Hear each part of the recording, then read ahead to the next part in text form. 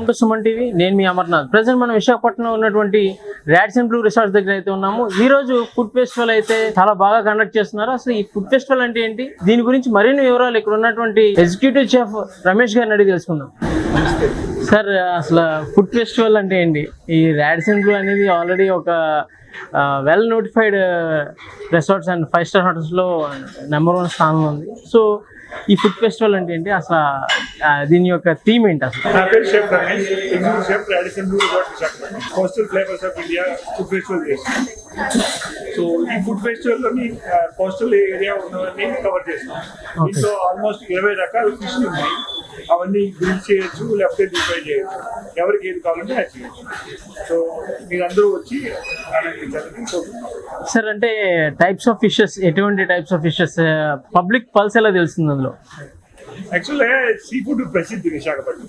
అందుకని see boss ఉన్నది, పండుగ ఉంది, ఆమ్లెట్ ఉంది, వైట్ ఆమ్లెట్, బ్లాక్ ఆమ్లెట్ 2 ఉన్నాయి, టైగర్ ప్రాన్స్ ఉన్నాయి, వంజనం ఉంది, కొరమీన్ ఉంది, ముర్రెలు ఉన్నాయి, ఇలా 20 రకాలు ఉన్నాయి. సార్, ఈ ఫుడ్ ఫెస్టివల్ ఎన్ని డేస్ జరుగుతుంది? 10 రోజులు చేస్తున్నాం.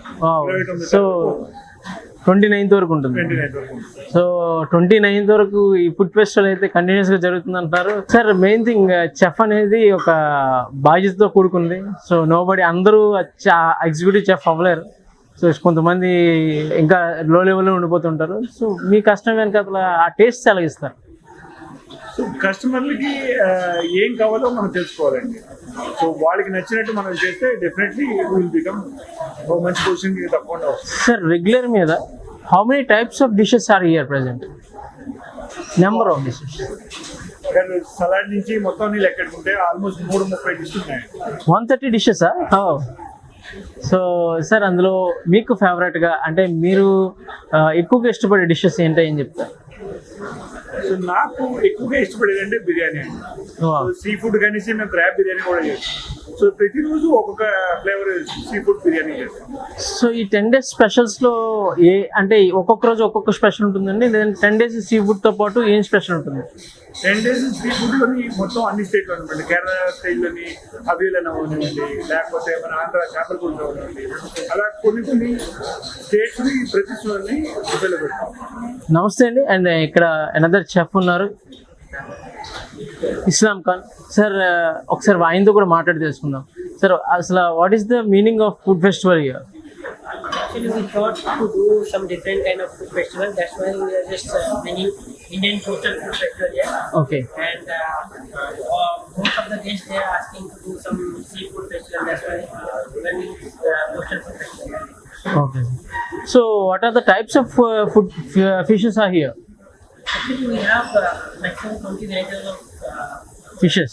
fish, and we have village fish like Bengali style, and we have mackerel, we have tuna, we have red striper, we have octopus, and we have like prawns, pomfret, Crabs. that all. Oh.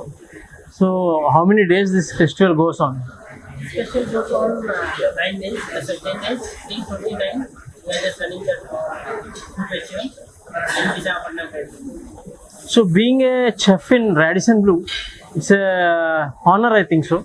And how you are dealing this job? Actually, I am also happy to do this coastal food festival, and we are doing previously many food festival, but this is too good for me to do Indian coastal food festival. So అందరినీ ఆహ్వానిస్తున్నాం.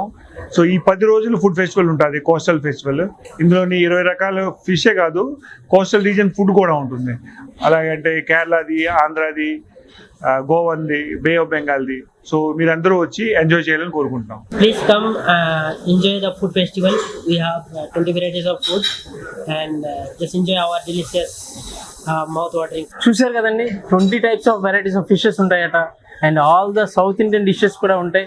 10 days food festival అంటే నిజంగా food festival లా ఉన్నాయి. ఇంచుమించు 130 varieties of foods ఇక్కడ మనం చూడొచ్చు. So ఇంకెందుకు ఆలస్యం, come and visit Radisson Blu resorts Visakhapatnam.